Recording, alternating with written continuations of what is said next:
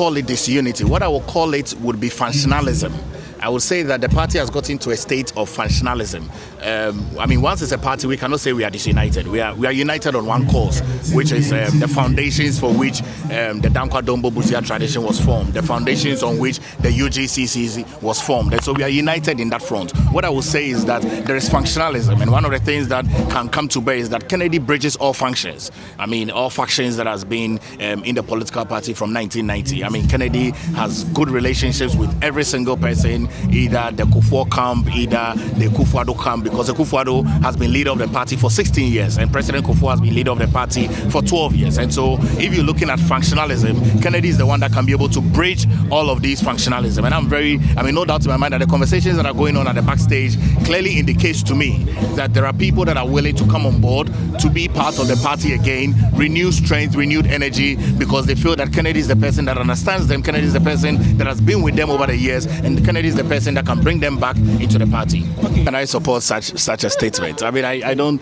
even know what thoughts went into it. I've stated, what are we asking for forgiveness for? Forgiveness for free senior high school, forgiveness for one district, one factory, forgiveness for 300 ambulances, forgiveness for Agenda 111. What are we asking for forgiveness for? And I believe that, and that's why Nana Addo Dankwa Akufo-Addo, when he went to Bantam, stated very clearly, unequivocally, that we're going to win the 2028 general election based on the legacy that John Agyapong Kufuor built and based on the legacy that Nana Addo Dankwa Akufo-Addo built. And no doubt in my mind that looking at the way the party has gone from 1990 till date, the other persons that can be able to succeed the leadership, if I look at the flag bearership race of John Agyapong Kufuor in 96, look at the flag bearership race of Nana Addo Dankwa Akufo-Addo in 2008, and look at the flag bearership race in 2024, no doubt in my mind that the next successor of John Agyapong Kufuor, the next successor of Nana Addo Dankwa Akufo-Addo is Kennedy Agyapong. And really, I think that the government of John Agyapong Kufuor did excellently well for this country. There are policies that people are still benefiting from.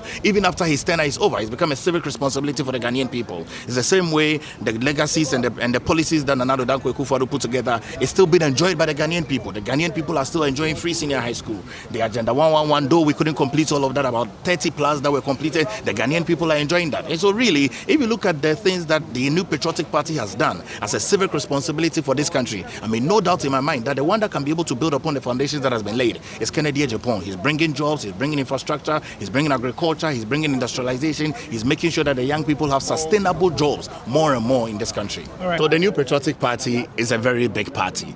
It's a party with rule of law. It's a party that is guided by traditions. And I recall, and I'll tell you of a truth, that leading up to the 2026 primaries, the party executives met up with the various campaign teams and they drew up 24 guidelines.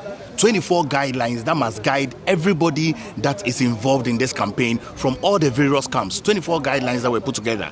And then after the guidelines were put together, they also made sure that they set up a committee, which is the Engineer Dr. Abiesi Committee, such that if people breach these guidelines, the Engineer Dr. Abiesi Committee are supposed to call these people so that they can bring them to book. Now, our statements are very simple. There's been people that are senior members of the party, regional chairpersons, people that are senior followers of various candidates who have decided to focus their attention on the winning candidate, Kennedy Agyapong, to disrupt our focus. We're not going to be disrupted. Really? One of the things that we are saying very clearly to the National Executive Committee and also to the Engineer Dr. Abiesi Committee is that all the petitions that has been brought before them, they should try and attend to it. Okay? One of the guidelines were that you should not incite. These people are clearly inciting. One of the guidelines is that you should not insult. One of the guidelines is that you should protect the image of the party. So if you look at what people are doing, they are clearly going against the guidelines.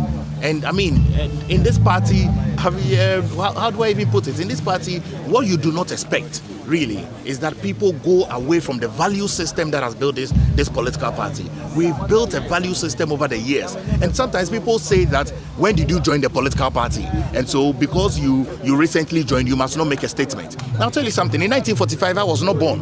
okay? And I can count just a few people that were born in 1945. And by the time that they were even born, at the time, they were even toddlers, okay? Nana Addo Dankwa Akufo-Addo, John Agyekum Kufuor, Hackman Osu-Agyeman, the various people above 80, Professor Michael Quay. These are people who were young children at the time when the UGCC was being formed. They grew up to be able to see the Progress Party, and they are clearly handing over a tradition to us, the younger people. So if we talk about the historical antecedents of the New Patriotic Party, it is very important that we let people know that yes, we might not have been there when the party was being formed, but we cannot neglect the fact that we have history that we have learned. And for that reason, as we see the party today, it's not as we have been told of the party before.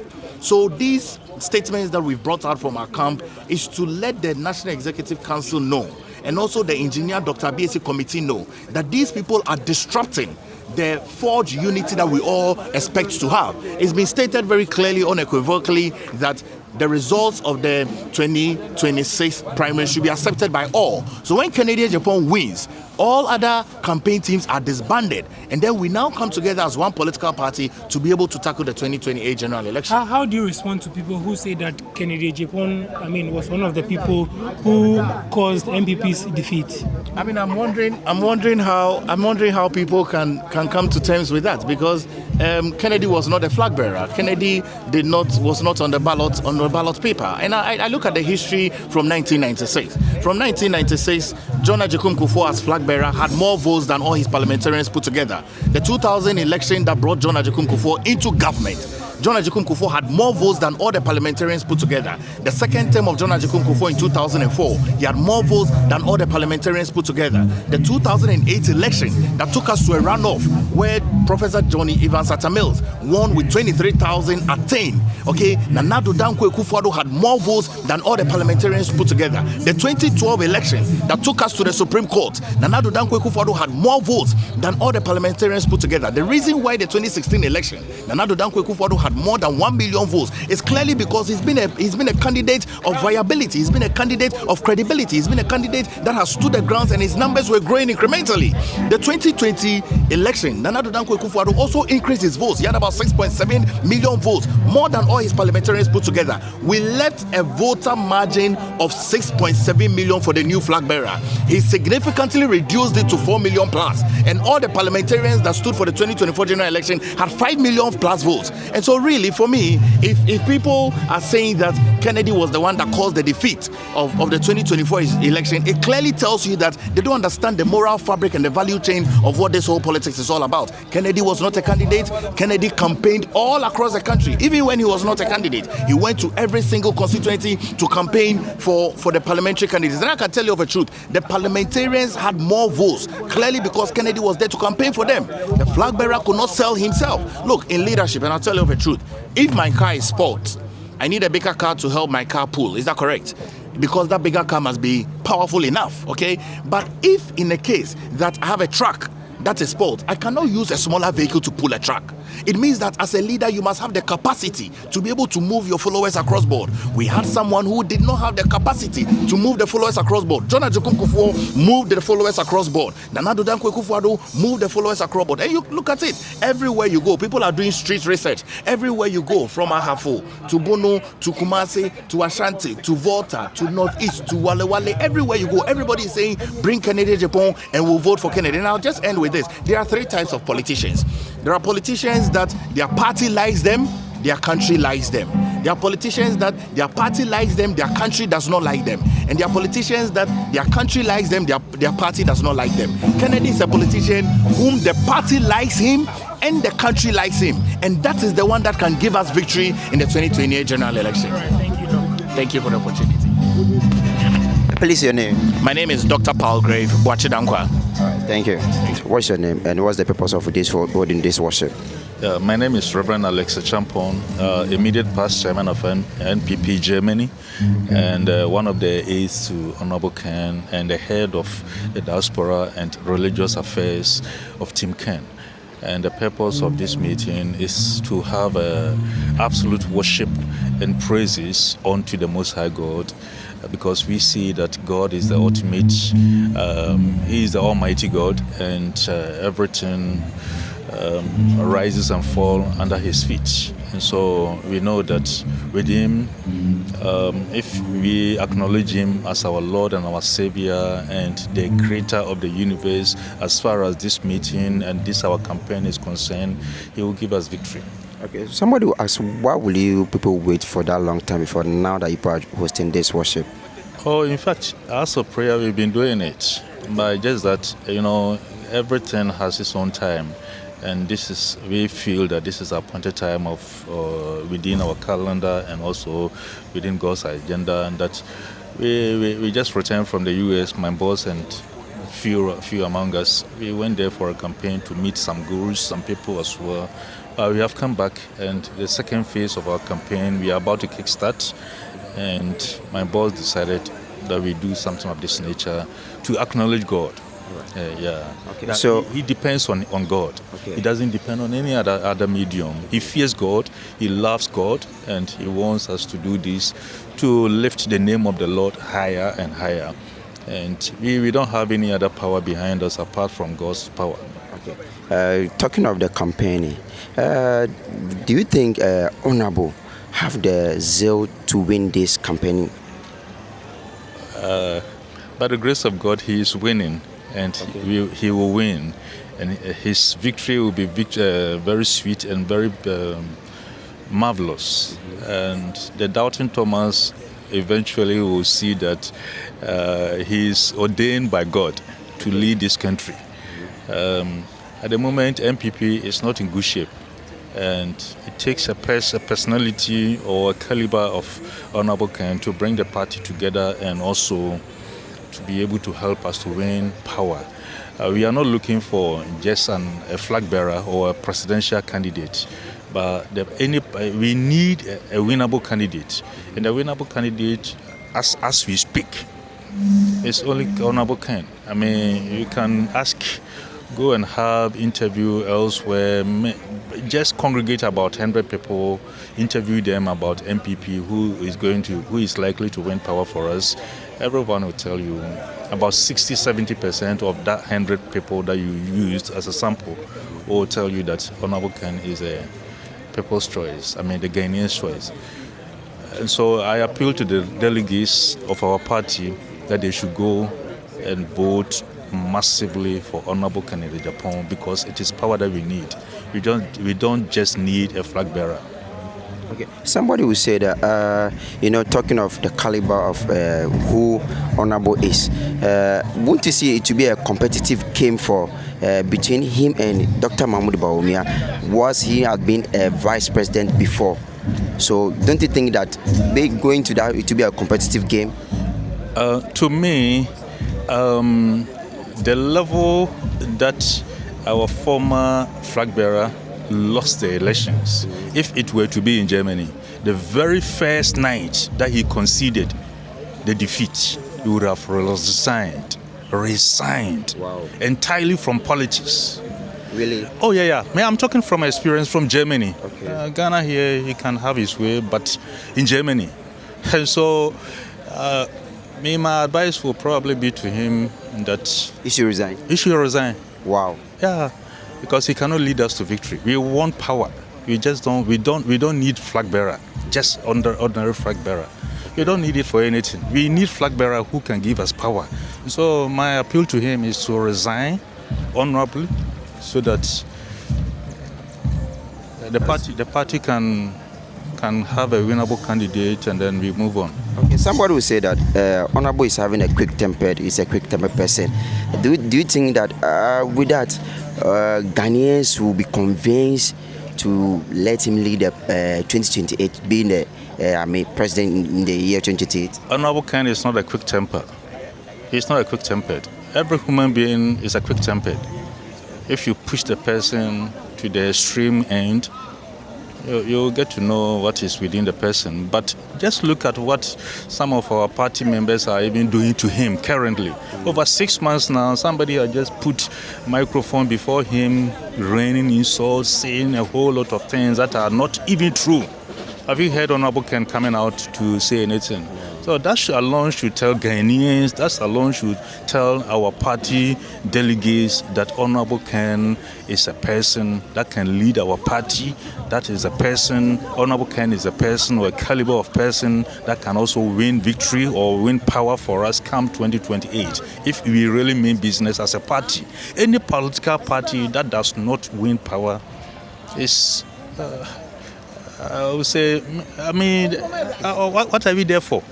Every political party, the ultimate aim or goal is to win power and to transform the nation that you find yourself in. Okay. Yeah. So, concern about what is going on, I know that you've heard a lot of stuff from Abronye, from KOKA.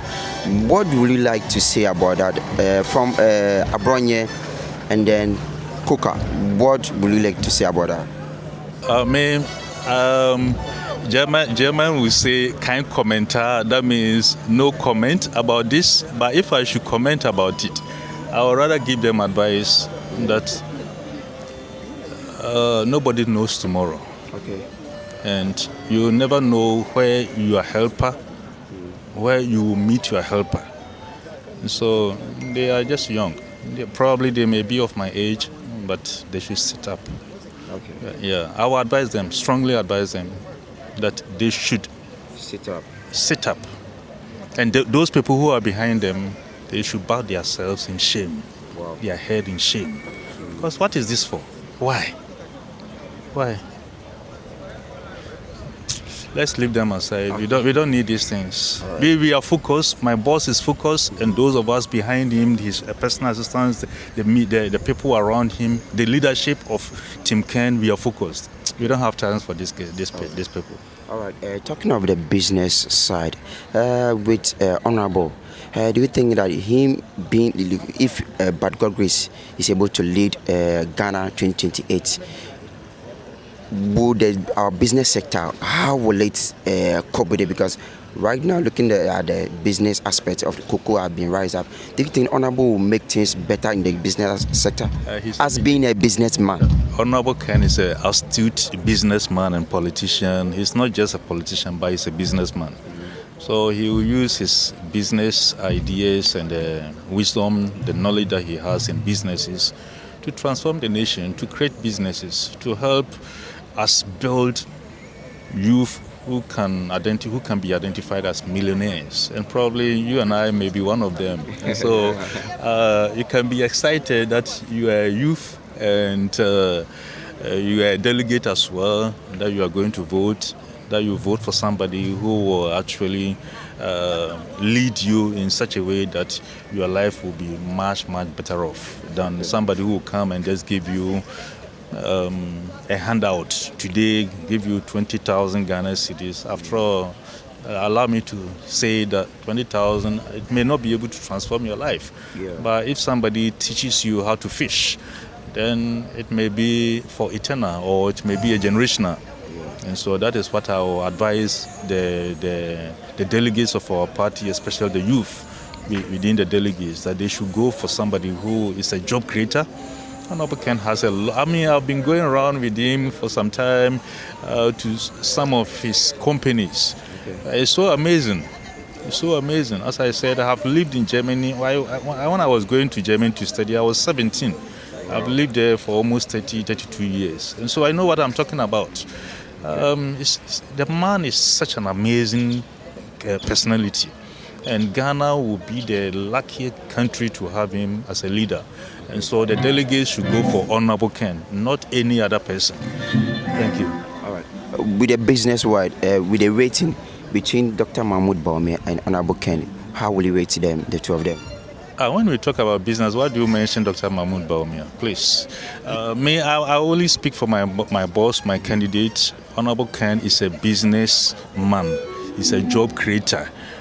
When you mention Kennedy Agyapong, to even a child in Ghana here, the man who has a lot of businesses, a lot of staffs, workers. And so the other candidates, I don't know how many people, how many businesses do they have. I'm not ready for comparison, but let's face fact, Honorable Ken has a lot of businesses and he's ready to expand it even as an individual if he has been able to do what he has done, so attain such a great feat. How much more if you give him the presidency, that he has the ultimate resources of the entire country. Oh, the businesses will just be like trees that you see around. Yeah. Okay. And that is what the delegates should go for. That is what Ghanaians should go for if you really want our nation transformed. With that, what's your last word to the delegates in the New Patriotic Party? What's that one word you like to tell them? The only one word that I would like to say is that we are begging them, we are appealing to them on behalf of Tim Ken, on behalf of my boss, on my own behalf. Because as I said, I have lived outside for over 30 years. And I'm so young. Yeah, I'm going to be 51 now. And so I'm appealing to them. What I have seen in Germany, if you want to have that in Ghana here, we should go for Honorable Ken Agyapong, not any other person. Honorable Ken has not been in government, but look at what he has done. If he were to be in government, second in command during our elsewhere administration, I think our country would have gone farther than where we are now. So delegates, please vote for Honorable Ken Agyapong and vote for him massively. Bring him as our leader, bring him as our flag bearer for him to win power for us. If we take Uber, what they are saying is that MPP for man to about Ken Agyapong, I see they be see a 2028. Me sometimes me I'm an experiment. I sit in Trotro and put in something political, and they say that if you don't vote for if you don't bring Ken Agyapong and you bring any other candidate, you see how you will lose 2028. It will be miserable than what happened 2024. And as a political party, I believe that we the delegates, me I'm a voter as well, I'm a delegate. So we the delegates, we want power. If you bring your money, we will take it. But we will vote for Ken Agyapong massively come 31st January 2026. Bring your monies. We the delegates, we will take it. But we will not vote for you. We will vote for the rightful candidate, the winnable candidate. Thank you. All right. Thank you very much. Please, your name again. My name is Reverend Alex Agyapong. I'm a pastor in Germany. I help my own church there. I'm a founder of an international revival ministry. Served God for the past 25 years. And as I said, one of the PAs to Honorable Ken and the head of diaspora and religious affairs of our campaign. All right, so a quick one, last one. Comparing Germany, you've been in Germany for, let's say, over a decade, to Ghanaian economy. 3 decades. 3 decades to Ghanaian economy. Are we lagging behind? Ghana can do better when Honorable Ken comes as a president. And so delegates, Honorable Ken wants to bring Germany to Ghana together with some of us. I'm just coming from US together with him. We were there. You could see the things that Ghana will be a better place under the leadership of Honorable Ken Agyapong as president. So please, delegates, let's bring him. That is all what I want to encourage you. That vote and vote massively for Honorable Ken Agyapong. If you are listening to me, either you are in Wa, either you are in Kumasi, either you are in Volta region, anywhere in this country, please, and you are a delegate, or you are outside Ghana and you are a delegate, please, let's go for Honorable Ken Agyapong, not any other candidate. He is a winnable candidate, he is a job creator, and he has what it takes to transform our country. Other than that, I'm afraid I don't know where Ghana will be if we don't bring him.